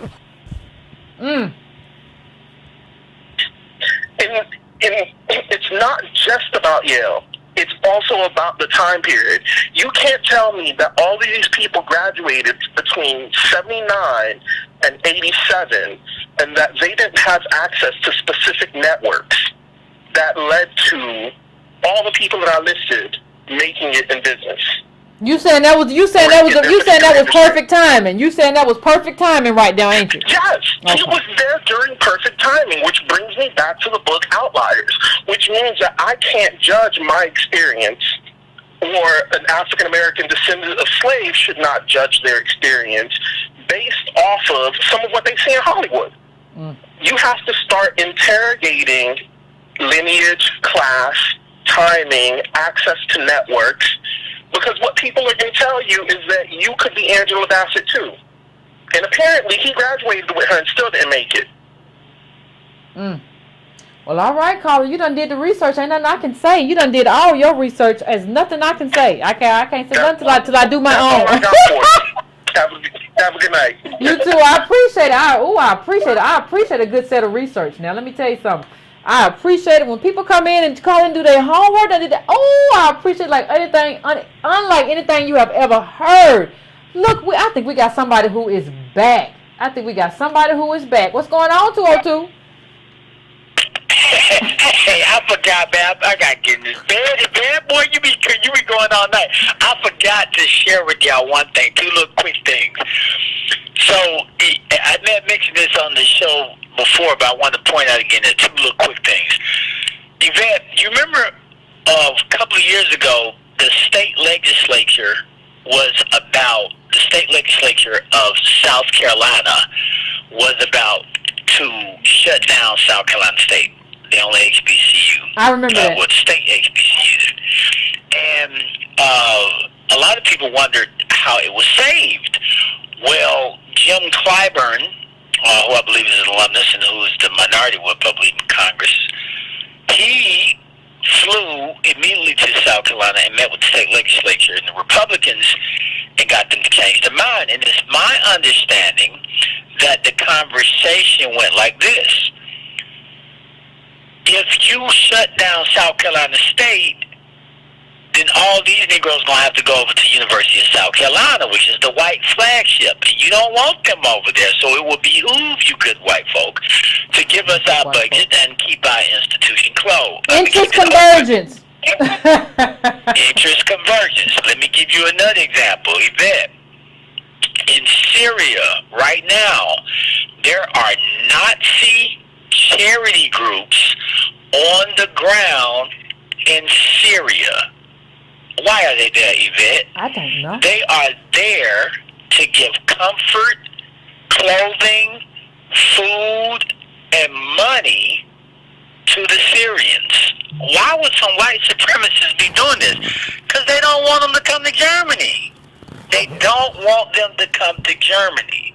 And so it is in the Nazis' best interest, who are in Germany, to give them money, give them clothing, give them food, to keep them there in Syria versus them immigrating like a lot of the other ones are doing. I just wanted to point that out because this is the type of interest convergence stuff that I think that is going to have to carry today. Because if you are looking for white people to be pure at heart and loving black folk, you are on a fool's errand to nowhere. And I just wanted to put that out there because there were several examples throughout history with Dr. King and some other civil rights workers. They had to play a very shrewd game, Yvette. They had to play a very shrewd game. And in the end, I'm a racial fatalist. So I think it's all going to fall. But in the end, I think the only way you can get some measure of victories is to offer the other side something that can, tickle their funny bone, if you will. So I just meant to throw that in there before I jumped off the phone. You guys take care. I'm turning in. All right, appreciate it, Alexander. Yeah, you got to do what you got to do, and you got to make headway how you got to make headway, and figure it out how you got to figure it out. But also, we as we was talking about just like we was talking about a second ago of the young lady calling in, we have to point out that like Howard is not Hillman, and too many of us can believe that like Howard is Hillman, and Hillman was like TV void of race and the cost of a school and all of that stuff. It was like this utopian view of an HBCU, and I think some of us got to these HBCUs and we expected it to be that way without the cost of slavery. We expected the cost of slavery to be extricated out because that's what it was on Hillman, and that's not what it was, and I think we found that very disappointing. I'm a person who can adjust very well to a lot of things, so I just adjusted. But I think some of us really thought that. So I want to thank everybody who called in. We are at 2 hours. I'm sorry I won't be able to get to the rest of the calls. I appreciate y'all. Love y'all to death, but we're not going to get to the rest of the calls this show. But please like, please subscribe. Great conversation. Great time watching the chat when I got the chance to look over there. And I appreciate it. Please, if you want to go to donatebrown.com, you can do that. You can also go to subscribetobrown.com, no money involved or whatever. You can look in and you just add your email just in case something goes down here. Pages do go down. I just want to have everybody's email address to keep everybody abreast of what happens next. Or if I'm doing something, I'm coming to a specific place, I want to have that available. Also hit the bell so you can know when I'm on and all that good stuff. And I appreciate it, Breaking Brown family. So finish off your libation, Breaking Brown family, and go to bed. Till next time.